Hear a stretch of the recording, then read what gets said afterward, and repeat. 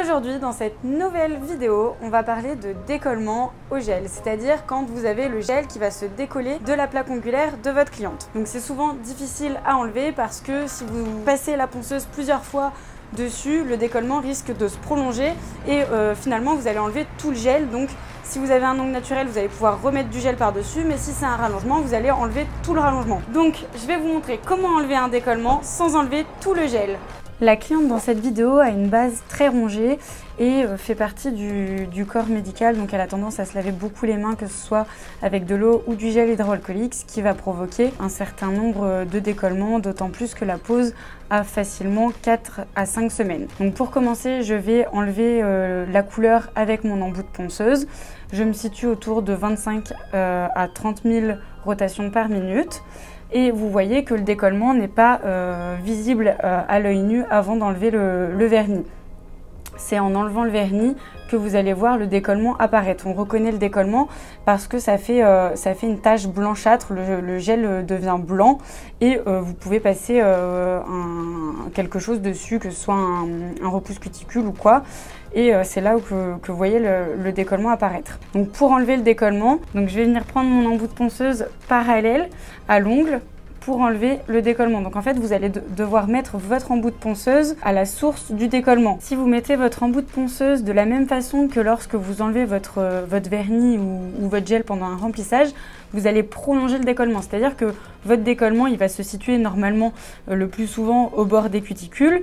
Et donc si vous faites comme si vous enlevez de la couleur, vous allez étendre le décollement de son point de départ jusqu'au bout de l'ongle. Donc c'est-à-dire que vous allez finir par enlever tout le gel pour enlever le décollement. Alors que sur une grande plaque ongulaire, si le décollement est vraiment un petit peu proche des cuticules, vous n'avez pas besoin d'enlever tout le gel, il suffit juste d'enlever la partie qui est décollée.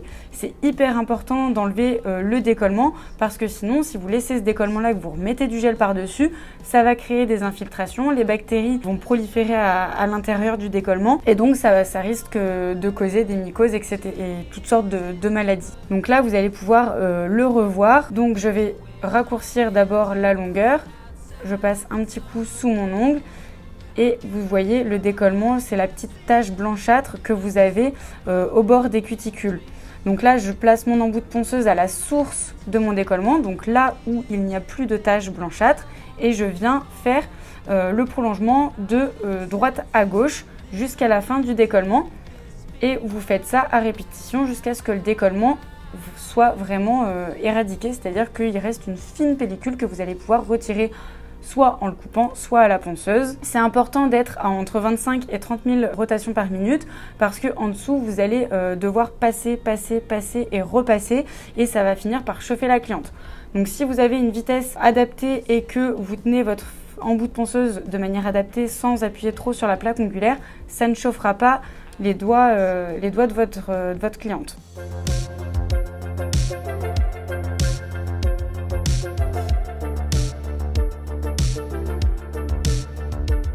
La vidéo est terminée, j'espère qu'elle vous a plu. Comme vous le savez, mes formations sont toujours disponibles sur formation.nailhome.com. Vous avez le lien en barre d'informations. N'hésitez pas à vous abonner et à activer la petite cloche. À bientôt!